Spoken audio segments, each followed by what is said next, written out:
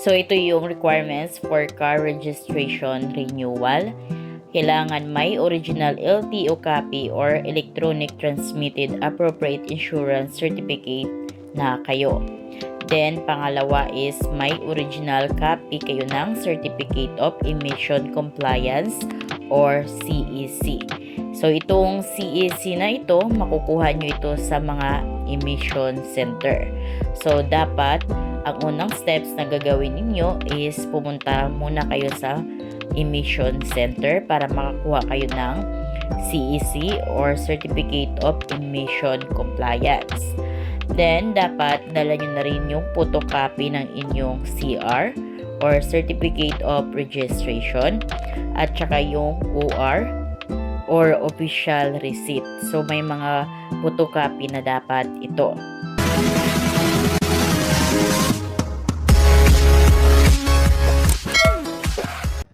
Hi guys, for today's video, i-share ko naman sa inyo kung paano kayo makapagpa-register sa inyong sasakyan. So, ngayon nandito na ako sa may LTO ng Murong. So, dito sa LTO na to guys is may katabi na siyang emission center. So, hindi nyo na kailangan pang after nyo magpa-emission is pumunta sa LTO dahil katabi na ng emission center yung LTO. Yung ibang emission center is malayo sa LTO. So, dito sa Murong, magkatabi lamang.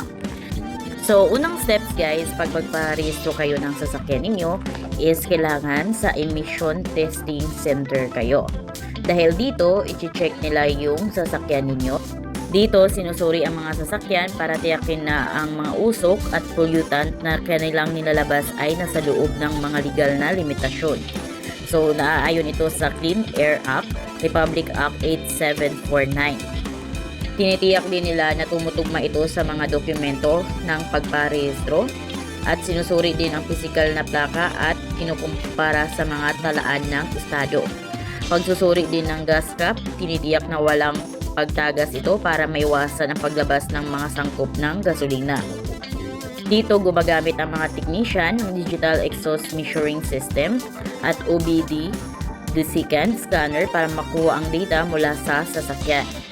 Isinasaksak din ang sensor sa tambutso para sukatin ang dami ng mga nakapinsalang gas tulad ng hydrocarbons, carbon monoxide at carbon dioxide.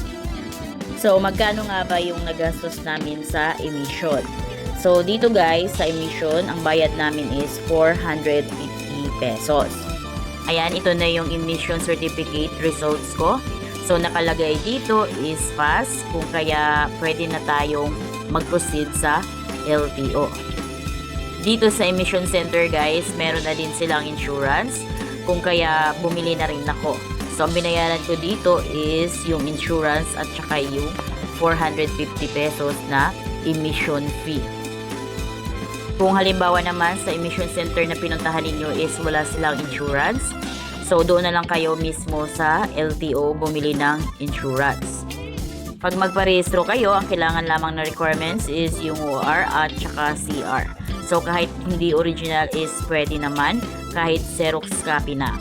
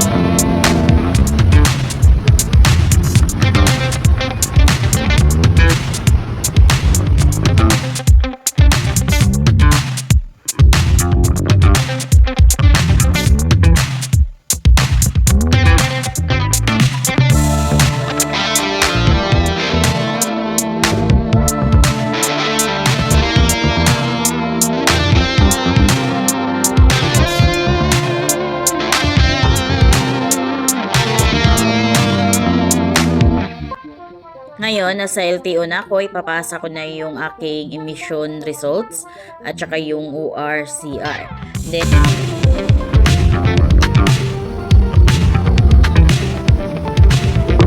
Raquel Beach Global or Raquel Beach Global.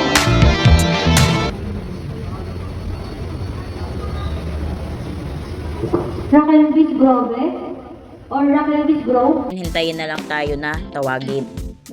Ang binayaran ko naman dito sa LTO for the OR is 2,210 pesos. Kung kaya ang total ng pagparehistro is 4,010 pesos. So, paano naman kung hindi kayo pumasa sa emission? So, guys, pag hindi kayo pumasa dito sa emission, hindi kayo bibigyan ng certificate. Kung pumasa kayo, so bibigyan kayo ng Certificate of Emission Compliance or ito yung CEC na kailangan para sa pagparehistro o pag-renew ng rehistro ng sasakyan sa LTO. So, itong CEC certificate na galing sa emission, ito yung isa sa requirements para mabigyan kayo ng OR. So, paano kung hindi kayo pumasa?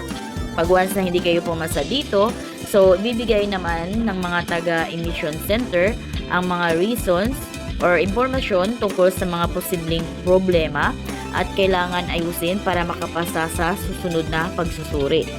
So, sasabihin nila lahat sa iyo kung ano yung mga dapat mong ayusin sa sasakyan mo. Then, after nyo maayos ito, balik lang kayo sa emission center para i-check nila uli kung okay na ba at na-comply mo na ba yung dapat mong ayusin sa sasakyan mo. So, ganun lang yung steps, guys. Kung halimbawa di kayo pumasa, so ayusin nyo lang.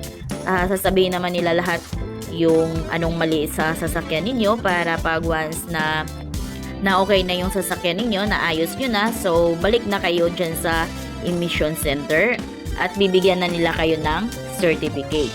Then, pwede na kayong mag-process, punta na kayo sa LTO for the OR. So, ganun lang guys kung paano kayo makapagparehistro ng sasakyan ninyo. So, kung kayo ay bago dito sa aking vlog, please consider to subscribe para updated kayo lagi sa ating mga informative na mga videos. Thank you for watching!